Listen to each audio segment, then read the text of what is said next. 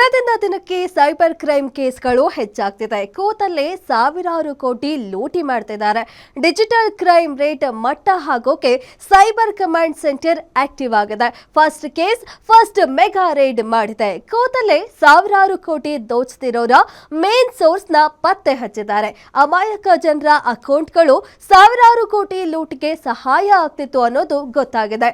ಈ ಬಗ್ಗೆ complete details ಇಲ್ಲಿದೆ. ರಾಜ್ಯದ cyber command centre mega raid. ಅಮಾಯಕ ಜನರ ದಾಖಲೆ, ಕದೀಮರ ಆರ್ಭಟ.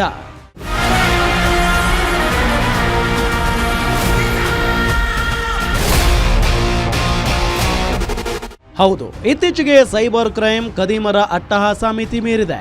ಕೂತಲ್ಲೇ ಸಾವಿರಾರು ಕೋಟಿ ದೋಚುತ್ತಿದ್ದಾರೆ. ಡಿಜಿಟಲ್ ಅರೆಸ್ಟ್, ಗಿಫ್ಟ್, ಪಾರ್ಸೆಲ್ ಹೀಗೆ ಹಲವು ಫಾರ್ಮ್ಯಾಟ್ನಲ್ಲಿ ಸೈಬರ್ ಕದೀಮರು ಜನರನ್ನ ವಂಚಿಸುತ್ತಿದ್ದಾರೆ. ಸಾವಿರಾರು ಕೋಟಿ ಕೊಳ್ಳೆ ಹೊಡೆಯುತ್ತಿದ್ದಾರೆ. ಆದರೆ ಅದಕ್ಕೆಲ್ಲ ಹೆಲ್ಪ್ ಆಗಿದ್ದು ಸಾವಿರಾರು ಅಮಾಯಕ ಜನರ ಅಕೌಂಟ್ಗಳು ಅನ್ನೋದು ಗೊತ್ತಾಗಿದೆ.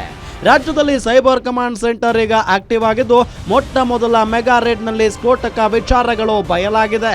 ಅಂದಹಾಗೆ ಸೈಬರ್ ಕದೀಮರ ಸಾವಿರಾರು ಕೋಟಿ ಹಣದ ಟ್ರಾನ್ಸಾಕ್ಷನ್ಗೆ ಸಾವಿರಾರು ಅಮಾಯಕ ಜನರ ಬ್ಯಾಂಕ್ ಅಕೌಂಟ್ಗಳನ್ನು ಯೂಸ್ ಮಾಡಿಕೊಂಡಿರುವುದು ಗೊತ್ತಾಗಿದೆ.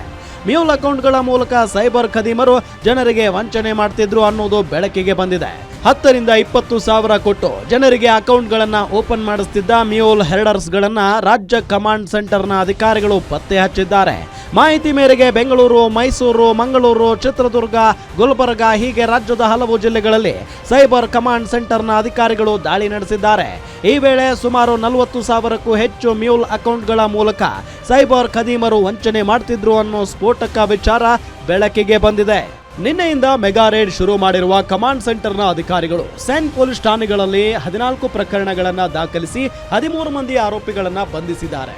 ಬಂಧಿತ ಆರೋಪಿಗಳು ಸೈಬರ್ ಕದೀಮರಿಂದ ನೇರವಾಗಿ ಹಣ ಪಡೆದು ಅಮಾಯಕ ಜನರಿಗೆ 10,000, 15,000, 20,000 ಹಣ ನೀಡಿ ಅವರ ದಾಖಲೆಗಳನ್ನು ಪಡೆದು ನಂಬರ್ ಪಡೆದು ಅವರ ಹೆಸರಲ್ಲಿ ಬ್ಯಾಂಕ್ ಅಕೌಂಟ್ಗಳನ್ನು ಕ್ರಿಯೇಟ್ ಮಾಡ್ತಿದ್ರು. ನಂತರ ಆ ಅಕೌಂಟ್ಗಳನ್ನು ಸೈಬರ್ ಕದೀಮರಿಗೆ ಮಾರಾಟ ಮಾಡ್ತಿದ್ರು. ಮ್ಯೂಲ್ ಅಕೌಂಟ್ಗಳನ್ನು ಖರೀದಿ ಮಾಡ್ತಿದ್ದ ಸೈಬರ್ ವಂಚಕರು digital arrest, parcel, gift box ಅಂತ ಜನರಿಗೆ ಕರೆ ಮಾಡಿ ವಂಚನೆ ಮಾಡ್ತಿದ್ರು. ಅವರಿಂದ ಹಾಕಿಸಿಕೊಂಡ ಹಣವನ್ನ ಈ ಅಕೌಂಟ್ಗಳಿಗೆ ಟ್ರಾನ್ಸಾಕ್ಷನ್ ಮಾಡ್ತಿದ್ರು ಅನ್ನೋದು ತನಿಖೆ ವೇಳೆ ಗೊತ್ತಾಗಿದೆ. ರಾಜ್ಯದಲ್ಲಿ 42,000 ಮ್ಯೂಲ್ ಅಕೌಂಟ್ಗಳಿರುವುದು ಗೊತ್ತಾಗಿದ್ದು ಪ್ರಾಥಮಿಕ ಹಂತವಾಗಿ 158 ಮ್ಯೂಲ್ ಅಕೌಂಟ್ಗಳ ಹೊಂದಿರುವ ಖಾತೆದಾರರ ವಿಳಾಸ ವಿವರ ನೀಡುವಂತೆ ಬೆಂಗಳೂರು ಸೇರಿದಂತೆ ರಾಜ್ಯದಲ್ಲಿ ಇರುವ 29 ಸೇನ್ ಪೊಲೀಸ್ ಠಾಣಾಧಿಕಾರಿಗಳಿಗೆ ಡಿಜಿಪಿ ಪ್ರಣಬ್ ಮೊಹಾಂತಿ ಸೂಚನೆ ನೀಡಿದ್ದಾರೆ.